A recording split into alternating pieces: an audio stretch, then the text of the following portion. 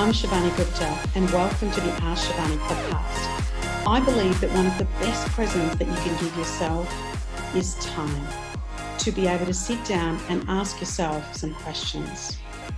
I believe that the quality of the questions that you ask yourself will determine the quality of your life. Welcome to the Ask Shivani podcast. Today we are going to be talking about one of the key strategies that you can use in being able to improve your mental wellness. Now, mental wellness is something that's really important. Mental health, we often need some external help. Mental wellness is an area that we can actually start to do some small things to improve our well-being from a mental perspective ourselves. And the thing that I want to focus on today is talking about journaling. Now, the idea of journaling and writing things down have been around for a long time, yet most of us don't do it. And so what are the benefits? How does it work? And what could it actually do for you? So I wanted to talk about some of the benefits that are around for journaling. And the first thing that I want to talk about is the fact that, believe it or not, it can actually help you reduce stress. Well, how does journaling help you reduce stress?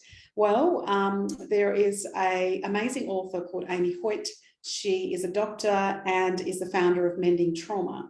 And one of the things that Amy speaks about is that journaling can often act like a bit of a release valve. It can often act as a bit of a letting out that overwhelm on paper and making sure that whatever's going on internally that you can actually pass out as well. There's also been quite a few studies that have been done where in the healthcare system, they've looked at patients and families.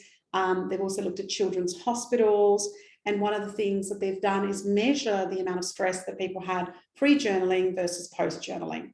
And some of the things in that often help you reduce stress or move from that overwhelm and anxious state to be able to be more calm and a little bit less anxious state is writing down things that you wish for, because sometimes in our life we want something to happen, and when they don't happen we feel pretty disconnected. We feel a little bit like, well, you know, what's the point? I'm not going to be able to do that. So even putting your desires down in a journal comes in really handy, and then the research has shown that that helps us do that. The other thing that really helps is writing down what's actually happening for you. So what's happening for you that's really overwhelming you. And it doesn't mean that it's going to be judged by anybody else. It might be a small thing. It might be an argument with a spouse or a child. It may be something that at work that somebody didn't treat you very well at a meeting. So what is it that's really overwhelming you, that's causing that stress for you? And can you write about it and to be able to do that? And the third thing, often you can then also write about is some things that you're grateful for. So when we feel like that there is a bit of a lag, if we start to write down things and focus on what we do have, things that we can control, things that were already in our life, that also then starts to reduce some stress. So if I can relate this to my own personal example, one of the things that I notice is that when there's a lot of overwhelm going on for me, I tend to,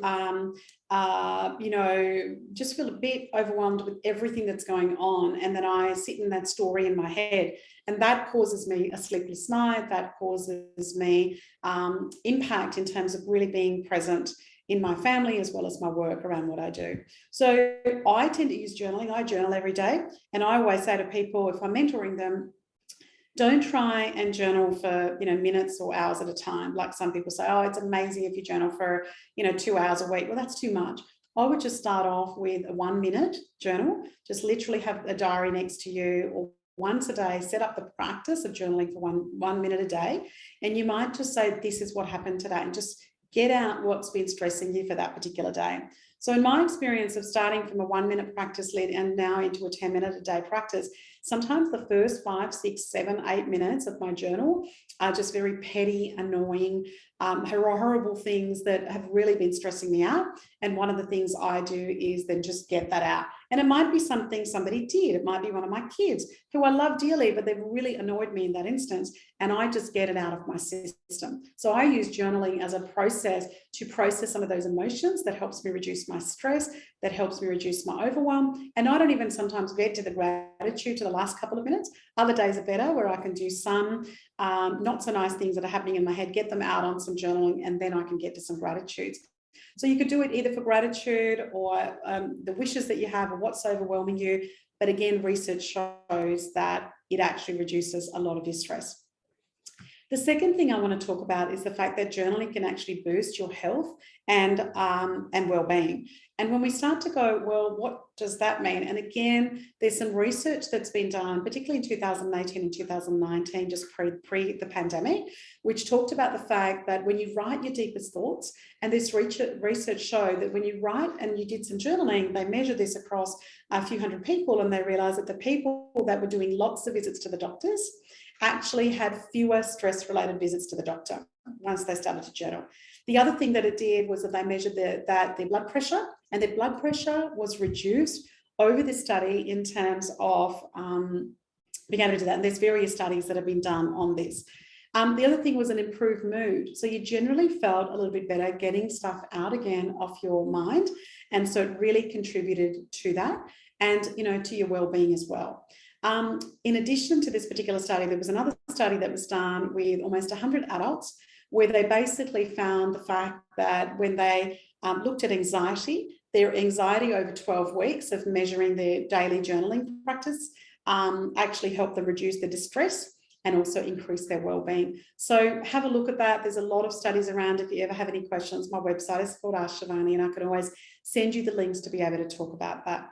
The third thing I want to talk about in terms of the benefits of journaling is that what journaling does, it lets us escape a little bit from what I call this negative spiral. So when I go, this thing isn't working, and then I think about something else is not working, and a little bit like a whirlwind, like I just find I've got this negative spiral going in, and one negative thought then leads to another negative thought, and then I feel like a bit hopeless and nothing's working, and then I can get into this really big overwhelm. And I find that for a lot of the clients that I work with as well.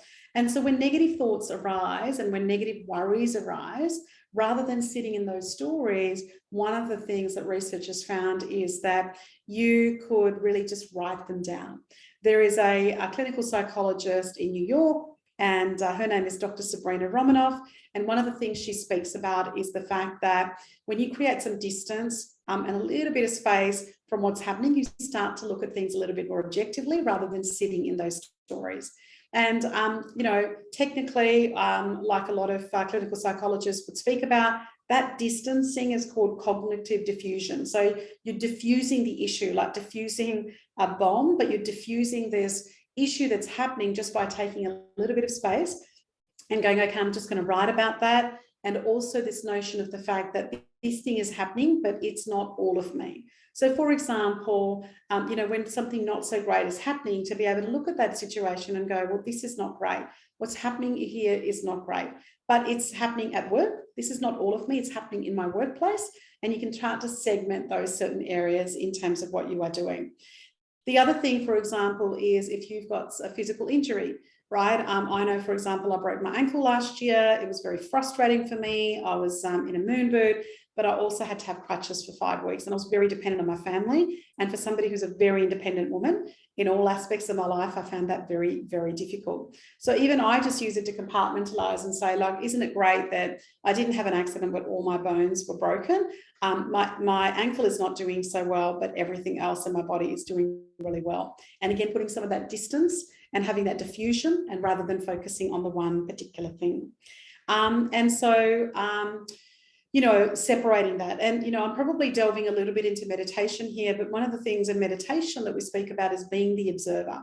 So what that means is when you're an observer, it's almost like you are watching yourself as a fly on the wall, or as an object, to looking at it from a third perspective and going, wow, isn't that interesting that I'm having these thoughts? Isn't it interesting I'm behaving this way?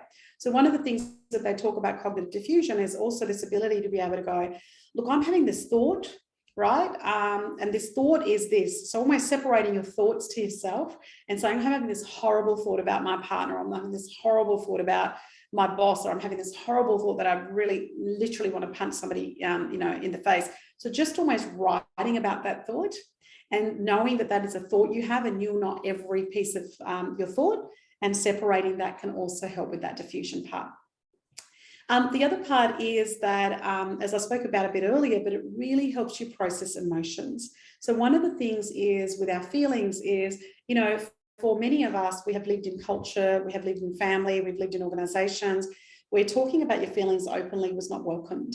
and that if you spoke about it openly, then you would either be judged, perhaps even being punished, or isolated. There was a lot of consequences for sharing your feelings, and often they weren't very positive consequences. They were quite negative consequences, and that in itself might have caused some trauma in terms of what you do and how you behave. So we, over time, learn to shut our feelings off.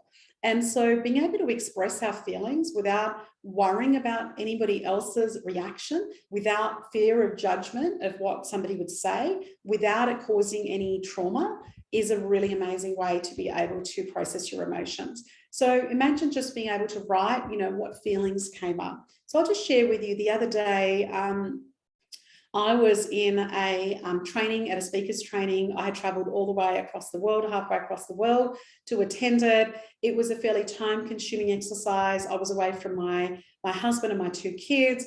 It was just after my mother-in-law's funeral. She passed away, unfortunately, a few weeks ago.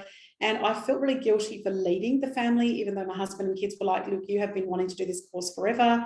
You actually just need to go. Just go and do this particular program. It's going to be really good for you. And when I got there, I came across some really amazing people at this training. People that were more qualified than me, people I felt that were smarter than me, more experienced than me, better looking than me. And all of this self-judgment started to kick in. So one of the things I did, I took my journal with me, and I actually just started to write my feelings of overwhelm, without feeling judged, rather than saying that out loudly, saying, well, there's people in this room that I feel a bit inferior to. I could talk about that feeling of inferiority in my journal. So I just wrote that down, saying, isn't it interesting? I've got this feeling of feeling inferior. Now that's just me and my ego running that story, but I journaled about it. And even though all of that inferiority complex, so to speak, didn't go away, a lot of it got processed by journaling about it. And so one of the things that I wrote down in in my gratitudes in that journal that particular day was, yeah, but a lot of people applied for this program, Shivani, and they didn't get in, and you got in. So you can't be that bad. Like, you must be okay, the fact that you had to qualify to be able to attend here. And I think it's fantastic that you are, having a go at that. So just again, writing that down helps that, that overwhelm sometimes go away. And again, fear of judgment, nobody's talking to you about it. Nobody's going to do what things may have happened to you in the past, but you're just expressing your feelings. The key thing I've learned about processing emotions is, feelings like words like good or bad often isn't a feeling. So what's really important is you can literally go to Google and download, feeling list. And there's, over 100 different emotions. So whether, you're feeling, in this case, we've talked a lot about overwhelm and anxious and other things, but there's also a lot of other feelings. So if you could look at the feeling chart and go, actually, that one more describes what I feel. I actually feel really sad, or I feel really angry, and start to describe the feeling words, I find that that goes a long way in terms of being able to process what you want to process as well. The next step I want to talk about is that journaling can also help you find out what the next step is. So it actually helps you action things that perhaps you felt that there was some inaction around that. So for example, when I wrote that inferiority part down in my journaling, and then I went, actually got picked, to be here. So one of the things I ended up doing for that 5-day program, because this was on the first day that I was journaling this, was I wrote down saying, I'm not competing with anybody. I'm going to do the best that I can, that I'm capable of. So I just wrote down along the words saying, actually, what I'm going to do as an action out of here is I'm going to say to myself before I enter this room with 30 amazing people, is I'm just going to do a little bit of an affirmation in my mind that will sound and hear, something like along the lines of, I'm not competing with anybody else here. I'm just competing with myself, and I'm just going to do the best job that I can. That's all I'm here to do and learn. I can't, make up an experience I've never had. I can't make up, a whole heap of other things. I'm just going to be the best what I can be there. Sometimes also, I remember being really angry with somebody who hadn't treated me very well and journaling about it. And, I felt that I got a bit ghosted, even though we'd been very, very close friends, and I didn't know how to process it. So one of the things in my journal I wrote down was just how I felt. I felt really sad. I felt really angry because I'd reached out to this particular person and they really weren't that interested. despite having a very close friendship, to be able to just have an honest and vulnerable conversation and talk about it. And then I moved from sadness to anger. And to be able to process that, one of the things that I did was I journaled about it. And then I realized that one of the things I perhaps didn't have very well in that relationship was I didn't have clearer boundaries. You know, when this person wanted to see me, I made myself available, even though that meant sometimes it came at the cost of having a commitment that I had with my partner or with my children, and sometimes with my work. And I went, okay, so sometimes I'm also a little bit angry at myself that I didn't respect some of those boundaries, and that I needed to respect some of those boundaries a lot more going into the future. So some really good things came out in terms of working out what the next steps is, not necessarily with this person, but having better boundaries in future friendships as well, and my existing friendships as well. So I've really started to think about some of those boundaries and really starting to put, some things in there as well. So they're the key things. The benefits of journaling. And, one of the things I always say, well, okay, that's good, but where do I start? Let me just go back to it. That what you want to do is make it super simple, super cheap, not even cheap, super free, and super taking up minimal amount of time. So I would start with just a book that you can buy for $1. I would just have a pen. There is something very therapeutic about using pen and paper rather than doing it electronically and leaving it there and not carrying it with you all day. And I would start off with 1 minute a day. I usually just put the date on it and I just go blah on my thing. I would start off talking about things that make you feel anxious or overwhelmed initially, put some feelings around that and some of the techniques we've spoken about it. And then if you can, do 1 or 2 gratitudes. And I would just start with that, 30, 40 seconds of that, 10 seconds of gratitude, and then build up that practice. Longer term, if you can do journaling for, 10 minutes a day, it would be really amazing. The other thing is, don't be nice, don't be kind. And if you see yourself as a lovely and kind person in your journal, just let the other part of you out, the shadow part of you out. Just let it out. Just keep doing it. The more you practice that little 1 minute technique a day, and the more you process emotions and get it out rather than keep them in, the better thing it'll be. And the other thing you might find is, as you journal, some of the common threads will come up over and over again. There'll be certain things that trigger you. There'll be certain people that trigger you, certain behaviors that trigger you. So then what you do is, over time, when you start to read through it, every month or so, you might go, that's interesting. That keeps coming up again. What do I need to do around it? Do I need to action something? Do I not need to do something? Do I need to do something? And you actually start to discover more things about yourself rather than sitting in this of doing nothing. So I hope this will excite you. If you already have a journaling practice, bravo. And I hope that you continue that and maybe even extend it. If you don't have a journaling practice, free, very little time, 1 minute a day, 7 minutes in a week, and just start. And just do it consistently, ideally at the same time, if that fits in with your diary, and then be able to do that. Thank you for listening. I'm always so happy for any feedback. If you have any questions, my website is called askshivani.com, and I look forward to being able to field any questions. Thanks for listening.